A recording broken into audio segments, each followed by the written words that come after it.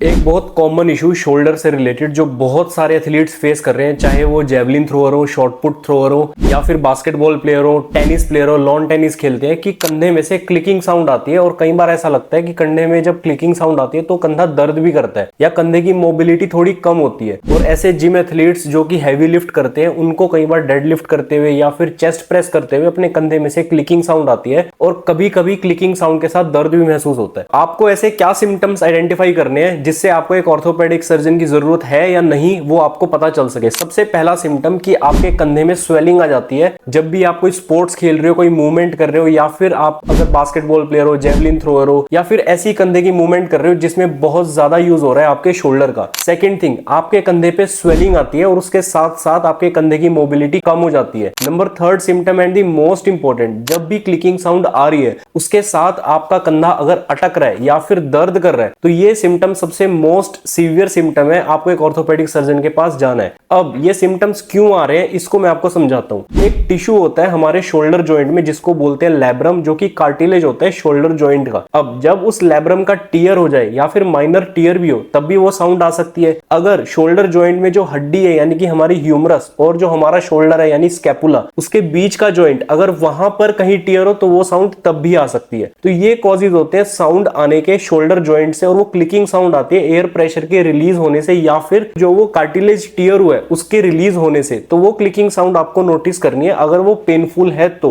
अब मैं आपको कुछ ऐसी बेसिक एक्सरसाइजेस बताने जा रहा हूं जो आप अपने घर पर कर सकते हो एक रेजिस्टेंस बैंड की हेल्प से, जो आपके शोल्डर की जो रोटेटर कफ मसल्स है, यानी कि जो मसल्स आपके शोल्डर की मूवमेंट में हेल्प करती हैं या फिर बेसिक मूवमेंट्स के लिए जरूरी है, उनको आप स्ट्रॉन्ग कर सकते हो इस पेन को कम करने के लिए। बट ये एक्सरसाइजेस आपको एक ऑर्थोपेडिक सर्जन के पास जाने के बाद करनी है, उसकी कंसल्टेशन के बाद करनी है।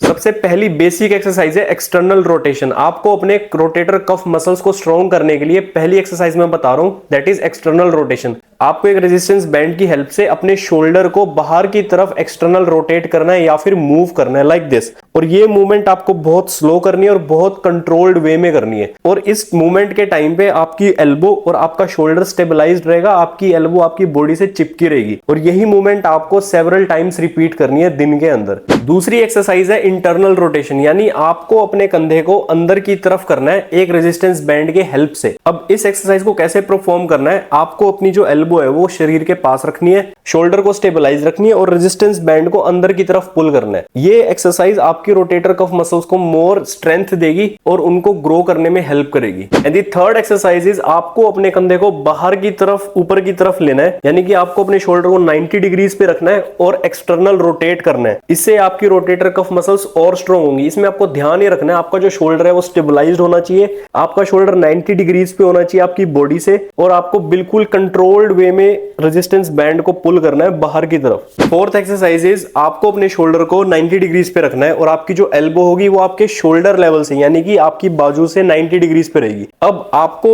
रेजिस्टेंस बैंड को अंदर की तरफ खींचना है अपने शोल्डर को बिल्कुल कंट्रोल्ड वे में और स्टेबलाइज्ड रखते हुए। इससे आपकी रोटेटर कफ मसल्स और स्ट्रॉन्ग होंगी और आपका शोल्डर स्टेबलाइज्ड होगा। ये एक्सरसाइजेस आपको एक ऑर्थोपेडिक सर्जन की कंसल्टेशन के बाद करनी है। और अगर आपकी क्लिकिंग साउंड्स में पेन नहीं है या फिर आपका शोल्डर कभी डिसलोकेट नहीं हुआ है या आपको कभी सीवियर इंजरी नहीं हुई है, जस्ट आपको सिर्फ क्लिकिंग साउंड्स आ रही हैं, तो ये एक्सरसाइजेस आपको हेल्प कर सकती हैं, आपके शोल्डर पेन को कम कर सकती हैं। बट आपको एक ऑर्थोपेडिक सर्जन के पास जरूर जाना है अपनी इस कंडीशन को लेके। मेरा नाम डॉक्टर हर्ष शर्मा है, मैं डीएनबी ऑर्थोपेडिक रेजिडेंट हूँ विर्क हॉस्पिटल करनाल में। अगर आप अपने शोल्डर में क्लिकिंग साउंड्स या फिर पेन के साथ स्ट्रगल कर रहे हो तो आप डायरेक्टली विर्क हॉस्पिटल करनाल आ सकते हो। यहाँ पर हमारे पास बहुत ही डेडिकेटेड ऑर्थोपेडिक सर्जन्स की स्पोर्ट्स टीम है जो कि आपकी शोल्डर, नी और सारी तरह की स्पोर्ट्स इंजरीज की रिकवरी और आपके रिहेबिलिटेशन तक हेल्प करती है।